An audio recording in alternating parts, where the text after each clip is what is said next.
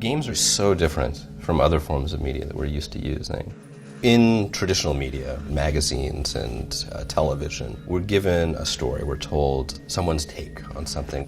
So with a game, we turn that on its head, and instead of starting with the individual experience, we look at the system and how it kind of produces those experiences. Games are good for persuading people to see the world in a different way. So my question for you is, how can video games become the next persuasive medium for addressing complex social issues?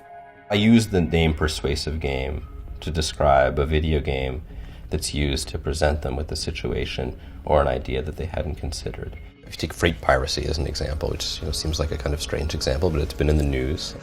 Somali piracy has generally been characterized as this kind of anarchistic disruption of global commerce, and we hear those stories in the news. And those are interesting perspectives, but there are perspectives. And if you ask, well, what are the pirates really experiencing, or what are they trying to do? Is it the same as what we think they are? So Wired Magazine did this feature online as a game about the economics of piracy, and they tried to recast the subject not as one about politics, not as one about the personalities of conflict, but about the business of piracy itself. The player learns quickly that they must immediately identify the potential value of a vessel, and then they must work methodically to produce a modest ransom.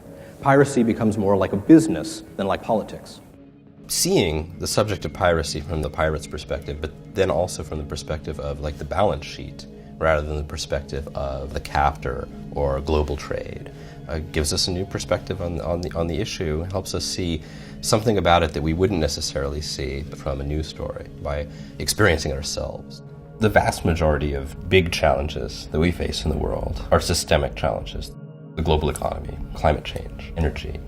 Games are most useful as persuasive tools when they tackle these kind of big problems that are interdependent and complicated. This is what I'm after in my games. I'm after discourse, more sophisticated, complex conversation about issues. Persuading ourselves to be willing to see them as systems of behavior rather than stories about individual people.